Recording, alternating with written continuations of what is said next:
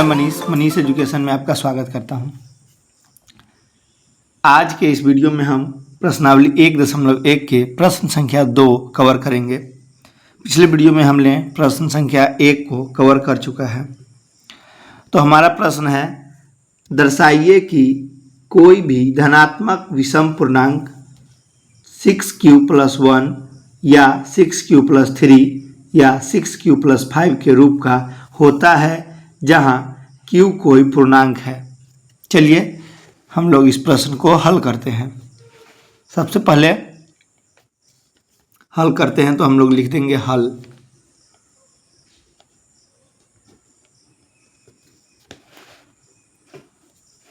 हमको दर्शाना क्या है?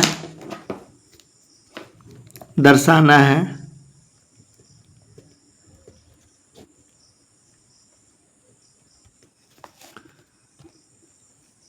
a equal 6q+1 6q+3 6q+5 इसके रूप का होता है या नहीं। आगे बढ़ेंगे। हम लोग पहले मान लेंगे, यहाँ पे धनात्मक विषम पूर्णांक की बात की गई है तो यहाँ पे लिखेंगे माना कि a कोई धनात्मक विषम पूर्णांक है जहां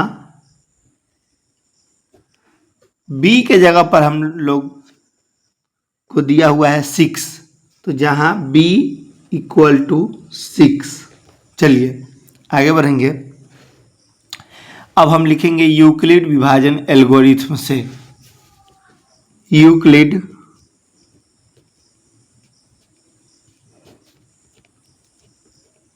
विभाजन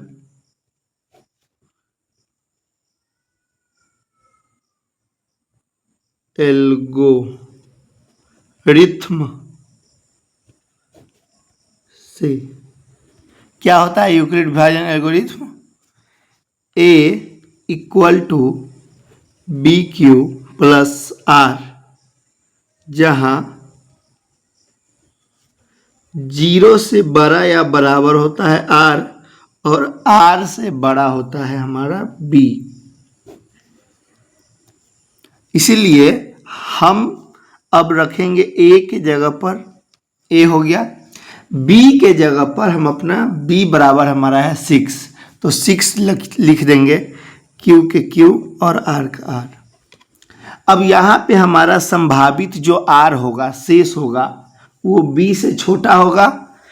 अब B से छोटा होगा और हमको B पता है, B कितना है? 6, तो लिखेंगे इसीलिए R इक्वल टू 0 हो सकता है, 1 हो सकता है, 2 हो सकता है, 3 हो सकता है, 4 हो सकता है, 5 हो सकता है, क्योंकि B से छोटा होता है और B हमारा 6 है, तो 6 से छोटा ही होगा, तो 0 से 5 तक हमारा R हो सकता है।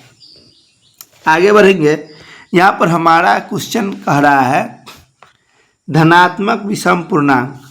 तो यहाँ आप देखिएगा 6q, अगर q कोई भी संख्या ले ले, क्योंकि हमारा 6 है धनात्मक और ये धनात्मक है। अब वो भी कह रहा है कि विषम पूर्णांक, तो हमारा 6 धनात्मक भी है और सम है, तो सम में किसी संख्या से गुना करेंगे तो वो होगा सम ही, और उसी में कोई विषम संख्या जोड़ देंगे तब विषम बन पाएगा। तो हमारा ये जो है इसमें सम और विषम दोनों है, लेकिन हम इसमें से सिर्फ सम संख्या को लेकर अपना क्वेश्चन को, विषम संख्या को लेकर अपना क्वेश्चन को आगे करेंगे, बढ़ाएंगे। चलिए लिखेंगे यहाँ क्वेश्चन के अनुसार a एक विषम धनात्मक पूर्णांक है,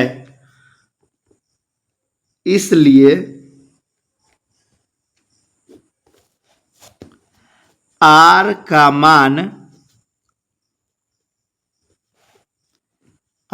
मान हम विषम संख्या रखेंगे।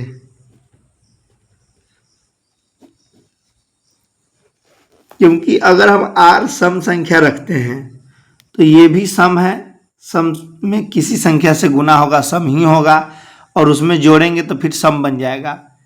परंतु हमारा a जो है विषम है, तो हमको विषम बनाना है, इसलिए अब Euclid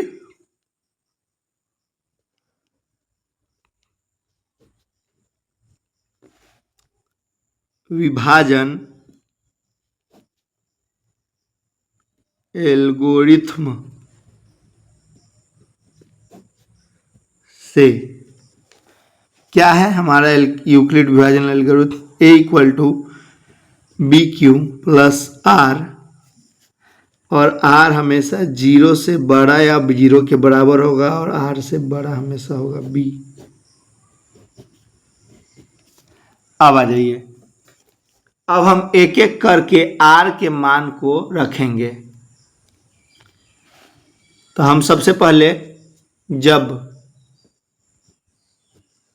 r equal to r के मान हम क्या क्या रख सकते हैं, 0 1 2 3 4 5, परंतु हम यहाँ पे रखेंगे सिर्फ विषम संख्या, और विषम संख्या हमारा क्या है 1, तो पहले हम 1 रख दिए। तब a बराबर क्या होगा, बी क्यू प्लस आर है, तो a बराबर अब हो गया, b के जगह पर हम रखेंगे 6, क्योंकि हमारा b कितना है 6 है, तो b के जगह पर हम रख दिए 6, q r के जगह पर 1 1 हो गया। अब लिखेंगे जब r इक्वल टू, हमारा r अब 2 लेना है, लेकिन 2 नहीं लेंगे क्योंकि यह सम संख्या है, विषम संख्या लेंगे तो 3 है, तो लिखेंगे r इक्वल टू 3। तब a equal to B Q plus R, a equal to B के जगह 6, क्यू प्लस आर के जगह 3। अब फिर आगे जब r इक्वल टू 3 रख लिए, 3 के बाद हमारा 4 है, 4 नहीं रखेंगे क्योंकि यह सम संख्या है, विषम संख्या रखना है तो 5 रखेंगे। अब 5, तब a equal to B Q plus R, तो हमारा b है 6, q के जगह पर हम लोग q ही रहने देंगे, r के जगह पर लिखेंगे 5। इस प्रकार से हम यह देखते हैं कि यहाँ पे धनात्मक विषम पूर्णांक रखने पर 6q plus 1, 6q plus 3, 6q plus 5 के रूप का होता है, जहाँ q एक पूर्णांक है। अब आ जाइए, हम लोग इसी को लिख देते हैं, जो काम किए हैं उसी को लिखने के लिए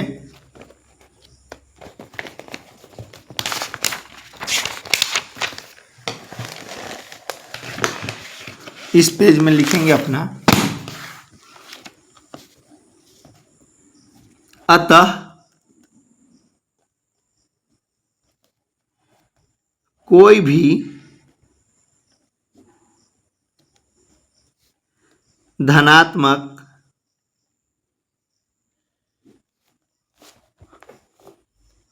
विषम पूर्णांक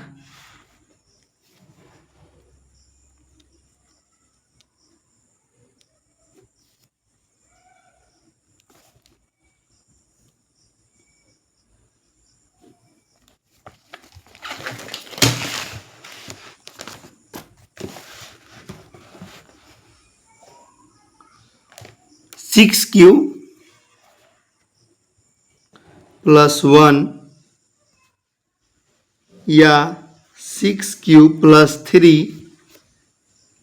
या 6q प्लस 5 के रूप का होता है प्रूव्ड। हम लोगों ने दर्शा दिया कि 6q प्लस 1, 6q प्लस 3 और 6q प्लस 5 के रूप का होता है। वही बात यहाँ पे लिख दिए। अब क्वेश्चन नंबर आ जाते हैं 3 पर। हम लोग आ गए क्वेश्चन नंबर 3 पर। 2 को सॉल्व कर लिया, अब आ गए 3 पर। प्रश्न संख्या 3 हमारा क्या कह रहा है, किसी परेड में 616 सदस्यों वाली एक सेना आर्मी की टुकड़ी को 32 सदस्यों वाले एक आर्मी बैंड के पीछे मार्च करना है। दोनों समूहों को समान संख्या वाले स्तंभों में मार्च करना है। उन स्तंभों की अधिकतम संख्या क्या है। यहाँ पर हम 616 और 32 का लघुत्तम HCF यानी मौसा निकाल देंगे तो जो हमारा आएगा वही हो जाएगा स्तंभों की अधिकतम संख्या। तो चलिए हल करते हैं। हल हमको निकालना है HCF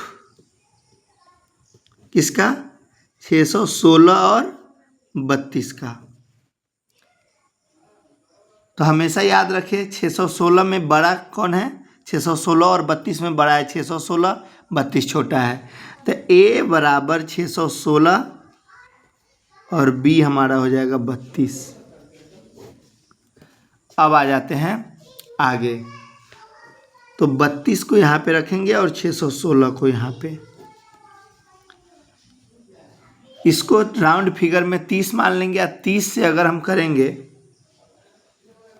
32 को 30 को राउंड फिगर मान के उसमें हम अगर भाग लगा दे, आप लोग देखिए 20, तो 20 से लगा दिए अगर 32 में 20 से, तो ये बन जाता है 640।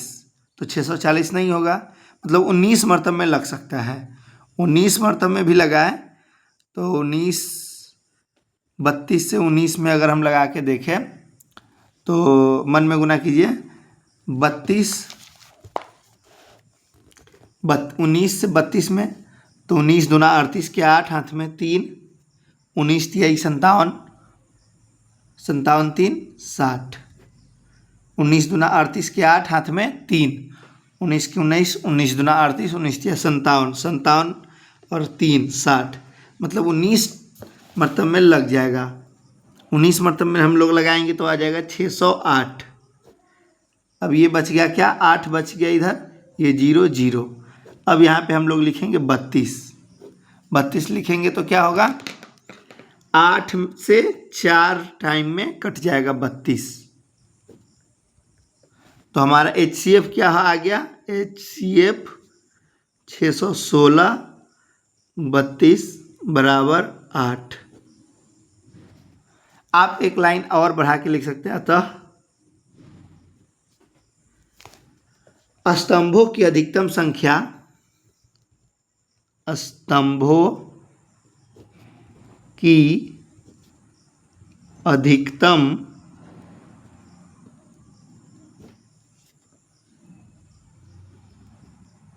संख्या इक्वल टू 8। ये हो गया हमारा आंसर।